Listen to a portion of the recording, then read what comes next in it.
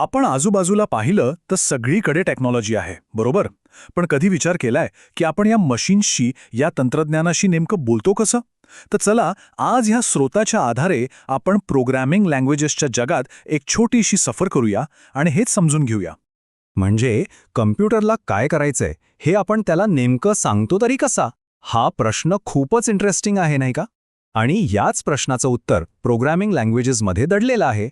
पण थेट कम्प्युटरच्या भाषेकडे जाण्याआधी आपल्याला अगदी मुळापासून सुरुवात करावी लागेल. म्हणजे सगळ्यात आधी हेच समजून घेऊया की भाषा म्हणजे नेमकं काय. कारण मानवी भाषा कशा काम करतात हे कळलं की कम्प्युटरची भाषा समजणं खूप सोपं होतं.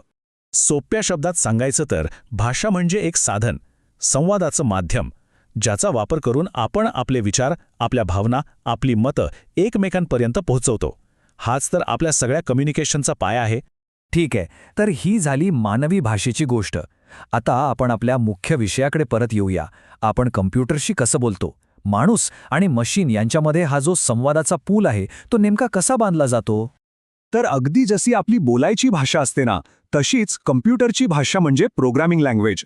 ही एक अशी खास भाषा आहे जी प्रोग्रामर्स वापरतात कम्प्युटरशी संवाद साधण्यासाठी.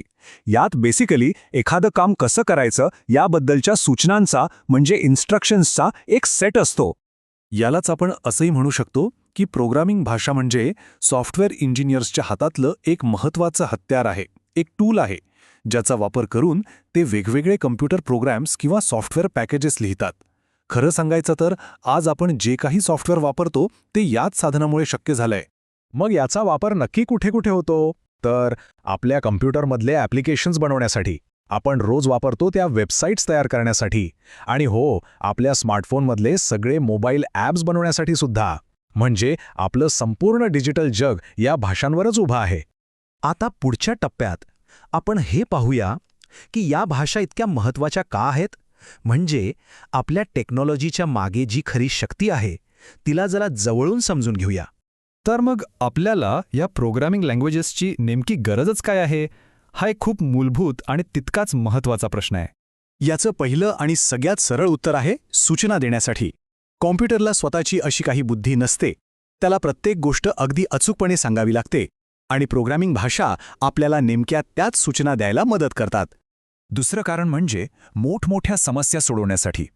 कोडच्या मदतीने आपण किचकट कामं ऑटोमेट करू शकतो, प्रचंड डेटाचं विश्लेषण करू शकतो आणि अशा अनेक समस्या चुटकीसरशी सोडवू शकतो ज्या हाताने करायला अशक्य वाटतात. तिसरी गोष्ट म्हणजे सॉफ्टवेअर तयार करण्यासाठी.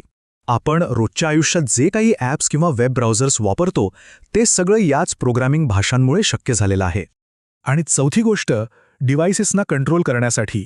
मग ते रोबोटिक्स असो किंवा आपल्या घरातले स्मार्ट होम डिव्हायसेस, या सगळ्यांना नियंत्रित करण्यासाठी प्रोग्रामिंगचाच आधार घेतला जातो. आणि सगळ्यात महत्त्वाचं, नवनवीन गोष्टी निर्माण करण्यासाठी म्हणजेच इनोव्हेशनसाठी. नवीन टेक्नॉलॉजी विकसित करण्याच्या मुळाशी याच प्रोग्रामिंग भाषा असतात, ज्यामुळे आपलं जग सतत बदलत राहतं. आता हे सगळं जरा जास्त चांगल्या प्रकारे समजून घ्यायचं असेल तर एक प्रत्यक्ष उदाहरण पाहूया. चला, सध्याच्या काळातली एक खूप लोकप्रिय प्रोग्रामिंग लँग्वेज पायथॉनवर एक नजर टाकूया. पायथॉनबद्दल अनेकदा असं म्हटलं जातं की ही शिकायला अतिशय सोपी पण तितकी शक्तिशाली प्रोग्रामिंग भाषा आहे आणि हे वाक्य तिचं वैशिष्ट्य अगदी अचूकपणे सांगतं. पायथॉनची काही खास वैशिष्ट्ये आहेत.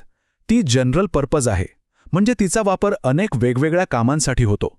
तिची सिंटॅक्स म्हणजे लिहिण्याची पद्धत खूप सोपी, जवळजवळ इंग्रजीसारखीच आहे. त्यामुळे प्रोग्रामर्स कमीत कमी कोड लिहून खूप मोठी आणि महत्त्वाची कामं कमी वेळेत करू शकतात. थोडक्यात काय, तर पायथॉनसारख्या भाषांमुळेच आपलं डिजिटल जगात चालत आहे. आपण कॉम्प्युटरवर वापरत असलेलं एखादं ॲप असो, आपण भेट देत असलेली वेबसाईट असो किंवा फोनमधलं कोणतंही ॲप्लिकेशन, या सगळ्याच्या मागे कुठेतरी अशाच एका प्रोग्रामिंग भाषेची ताकद लपलेली आहे. तर आता आपल्याला हे तर समजलंय की आपण कॉम्प्युटरशी संवाद कसा साधू शकतो. पण खरा प्रश्न तर पुढे आहे. आपण त्यांना पुढचं काम काय सांगणार आहोत?